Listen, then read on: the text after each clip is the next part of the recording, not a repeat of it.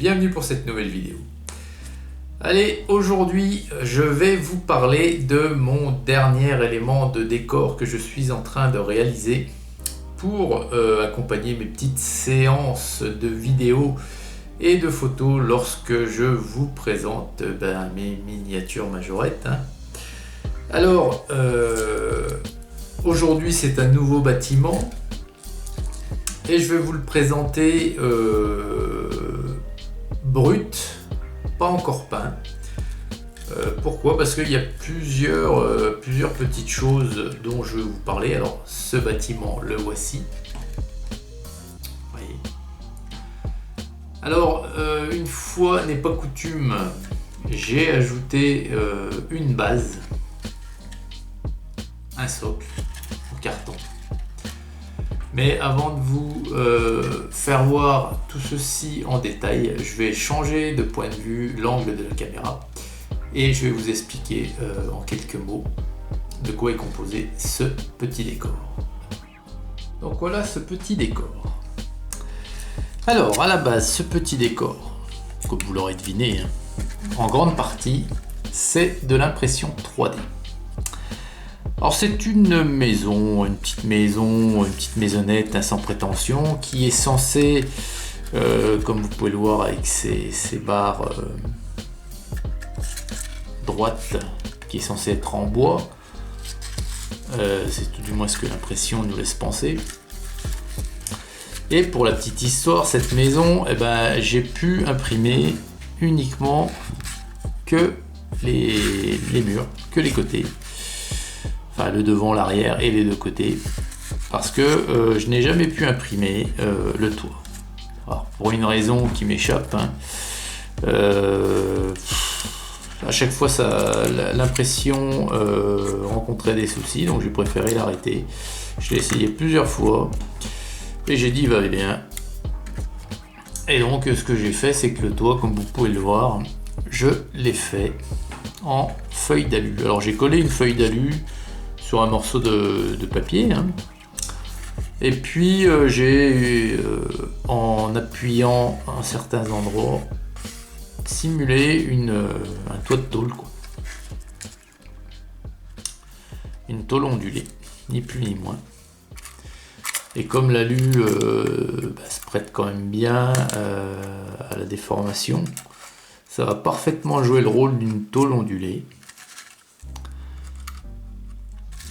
Et ça fera très bien son affaire.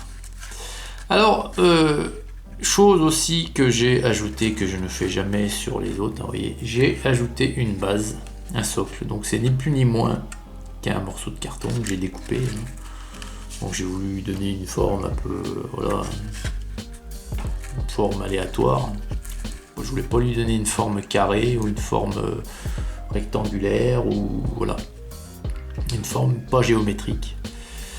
De ce fait, vous voyez que j'ai fixé la maison aussi un peu de travers et non pas droite pour casser un peu la perspective.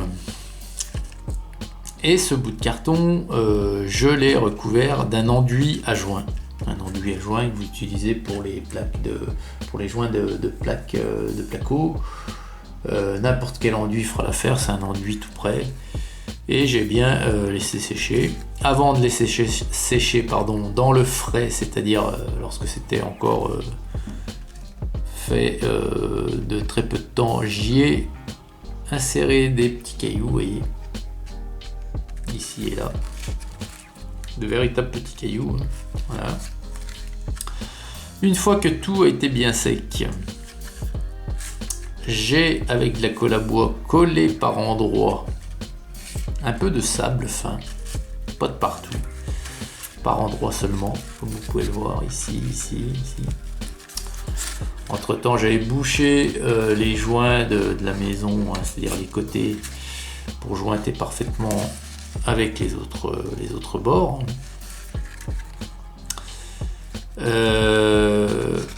Ici,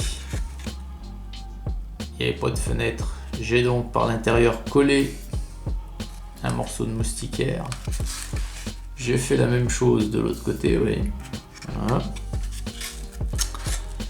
Sur le toit en feuille d'alu, pour simuler un cornet de poêle,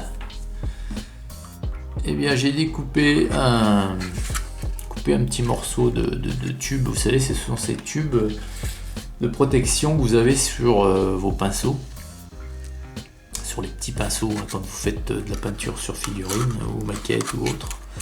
Il y a des petits tubes de protection sur les poêles, et un vieux tube coupé a fait l'affaire pour faire un cornet, un tuyau de poêle quoi. J'ai également, alors je voulais faire un petit billot ici, un petit billot où en fait vous mettez vos bûches dessus et vous les coupez avec une hache. Donc j'ai fait ce petit billot en green stuff. J'ai sacrifié une figurine une figurine à 72e, donc qui avait une arme, qui était une hache comme arme. Donc je lui ai coupé le bras. J'ai raboté la main qui avait le tour du manche. J'ai coupé un morceau, une partie de la hache, pour simuler, une fois collé, que la partie manquante est en fait dans le billot.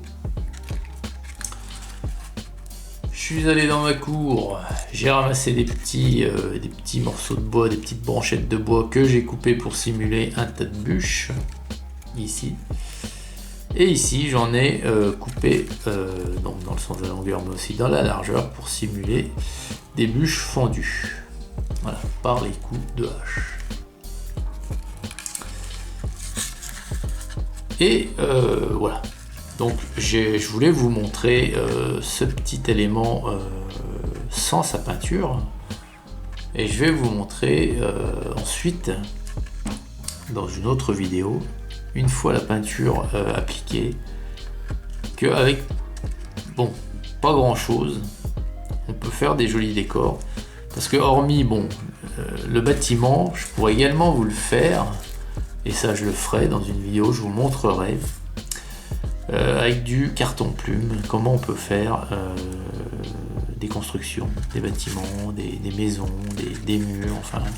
Le carton plume est une matière très très utilisée chez les décoristes. Ça se dit les décoristes? J'en sais rien. Chez les gens qui font des dioramas, le carton plume est un matériau qui est très très couru. Il y a le carton plume et le carton mousse. Vaut mieux le carton plume. Donc ça c'est une autre histoire, je vous ferai voir ça dans une autre vidéo. Et là, je vous montrerai, une fois la peinture appliquée, ce que ça va donner. Voilà les amis, ça c'est le dernier petit décor, où dans quelques temps, lorsqu'il sera peint, il y aura quelques petites tutures le tour. Et ça viendra se joindre aux autres bâtiments de mon petit village, hein, on peut appeler ça maintenant, ça va devenir un petit village. Voilà les amis. Bien écoutez, j'espère que cette petite mise en bouche sur le début de ce décor vous aura plu. Je vous souhaite une excellente journée à toutes et à tous. Et je vous dis à très vite pour la suite. Hugues